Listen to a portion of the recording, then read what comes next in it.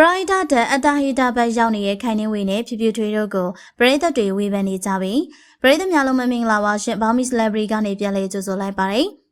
ပရိုက်တာဆိုတာကကိုအကျိုးစီးပွားမပါဝင်ပေအများအကျိုးအတွက်ကိုညီကတင်ရေးလုပ်ငန်းတွေလှူဒန်းမှုတွေကိုခေါ်ဆိုတာဖြစ်ပါတယ်ဒါပေမဲ့လည်းကိုယ့်ရဲ့အကျိုးစီးပွားအောင်မြင်တိုးတက်ဖို့လူသိများဖို့ကိုပဲအာရုံစိုက်ပြီးတော့လောက်ကင်နေကြတာကြောင့်ပရိုက်တာသမားမပြီးတာဘူးဆိုပြီးဝေဖန်ခံနေရတာကတော့ခိုင်နှင်းဝေနဲ့ဖြူဖြူထွေးတို့ပဲဖြစ်ပါတယ်နိုင်ငံကျော်ထိပ်တန်းမင်းသမီးကြီးခိုင်နှင်းဝေဟာဆိုရင်ပရာဟိတမင်းသမီးကြီးအဖြစ်တင်စားခံထားရသူဖြစ်ပါတယ်။ဒီလိုပဲဖြူဖြူထွေးကလည်းခိုင်နှင်းဝေရဲ့ခြေရာကိုနင်းပြီးတော့လူတန်းကူညီမှုတွေကဲတင်မှုတွေလုပ်ငန်းကိုစ조사ပန်းစားနဲ့လှုပ်ဆောင်နေကြရပါ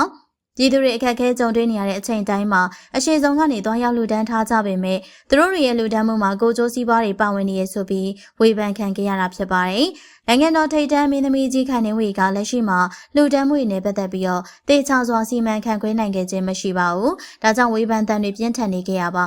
သူမရဲ့လူတန်းမှုတွေကလိုအပ်နေတဲ့ပြည်သူတွေလက်ထဲကိုအမှန်တကယ်ရောက်ရှိသွားခြင်းမရှိဘဲမလိုအပ်တဲ့နေရာတွေမှာပဲစုပြုံနေရဆိုပြီးတော့တချို့ကတော့ပြောဆိုနေကြတာဖြစ်ပါတယ်။ခိုင်နှင်းဝေအနေနဲ့ပြည်သူတွေရဲ့အခက်အခဲဒုက္ခတွေကိုအမှန်တကယ်ပြေပြောက်စေခြင်းနဲ့ဆိုရင်တေချာစွာလေးလာပြီးတော့မှလူတန်းရမှာပဲဖြစ်ပါတယ်။ဒါပေမဲ့အလူငွေတွေကိုကုန်ရင်ပြီးရောဆိုပြီးလူတန်းတွေရဲ့အပြုတ်မှုတွေကြောင့်ပရိသတ်များစွာကတော့ဝေဖန်နေကြပါတယ်။ဒါတင်မကထပ်မံပြီးတော့ပေါ်ထွက်လာခဲ့တဲ့သတင်းတွေအရဆိုရင်ခိုင်နှင်းဝေကသူမကိုကျိုးအတွက်သိန်းပေါင်းများစွာတန်ဖိုးရှိတဲ့လက်ဝတ်ရတနာတွေအသုံးဆောင်ပစ္စည်းတွေကိုဝယ်ယူပြီးတော့အသုံးပြုနေရလို့သိရပါတယ်။သူမလိုမျိုးမင်းသမီးတစ်လက်အနေနဲ့တော်ရုံဝစ်စင်ဖို့မဖြစ်နိုင်တဲ့တန်ဖိုးကြီးလက်ဝတ်ရတနာတွေနာယီတွေကအစအများအပြားအသုံးပြုထားတာကိုတွေ့ရပါတယ်။မြန်မာငွေကျပ်သိန်းပေါင်းရာချီတန်ဖိုးရှိတဲ့ဒီလိုမျိုးအသုံးဆောင်တွေကို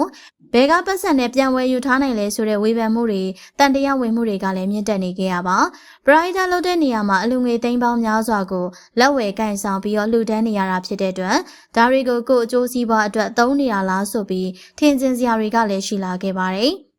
ဒီလိုပဲဖြူဖြူထွေးရဆိုရင်လည်းလူဒန်းမှုတွေပြုလုပ်နေတဲ့နေရာမှာသူမရဲ့အောင်မြင်မှုတွေကိုဦးစားပေးပြီးတော့လှုပ်ဆောင်နေရကိုတွေ့ရပါတယ်လူတန်းလိုက်သမျှနေရာတိုင်းမှာဗီဒီယိုရိုက်ကူးတင်ဆက်ပြီးတော့ဆိုရှယ်မီဒီယာမှာသူမရဲ့လူတန်းမှုတွေကိုလူတွေသိပြီးအထင်ကြီးအောင်လှုပ်ဆောင်နေရဖြစ်ပါတယ်။အရင်ကအနုပညာလောကတွေကိုဝင်ရောက်ဖို့အတွက်အမျက်ရည်ကန်ထိုးပြီးတော့စ조사ခဲ့တဲ့ချိန်မှာလုံးဝမအောင်မြင်ခဲ့ပါဘူး။ဒါကြောင့်နောက်ပိုင်းမှာမြန်မာပြည်သူတွေလေးစားရတဲ့ပရိုက်တာသမားတယောက်ဖြစ်လောက်ကင်ပြပြီးတော့နာမည်ကြီးရဲ့ဆယ်လီတယောက်ဖြစ်အောင်စ조사ခဲ့ရပဲဖြစ်ပါတယ်။အမြဲလိုလူတန်းပြနေတဲ့အဖြစ်မှုတွေကြောင့်ပရိသတ်တွေကလည်းသူမကိုလေးစားလာကြပြီးတော့အခုဆိုရင်တော့တော်တော်လေးနာမည်ကြီးနေပါပြီ။ဒါပေမဲ့လူတန်းမှုတွေဆိုတာကအပေါ်ယံဟန်ပြလူတန်းနေရဖြစ်ပြီးဒီလိုလူတန်းပြနေရတွေကိုပရိသတ်တွေထင်ကြီးပြီးတော့နာမည်ကြီးအောင်လုပ်နေရဖြစ်တယ်ဆိုတဲ့ဝေဖန်မှုတွေပေါ်ထွက်နေခဲ့ပါတယ်။ဒီလိုနဲ့ပဲသူတို့နှစ်ယောက်အနေနဲ့ဘလောက်ပဲကောင်းမှုကုသိုလ်တွေပြုပြီးလူတန်းနေပါစေ။ဝေဖန်ခြင်းစရာအချက်တွေနဲ့တန်တရားဝင်စရာတွေရှိနေတဲ့အတွက်လက်ရှိမှာတော့အပြစ်တင်ခံနေခဲ့ရပါတယ်။ပရိုက်တာလောကိုကိုကျိုးစီးပွားအတွက်အသုံးချနေရဆိုပြီးအခုလိုဝေဖန်ခံနေရတဲ့ခိုင်နှင်းဝေနဲ့ဖြူဖြူထွေးပေါ်မှာ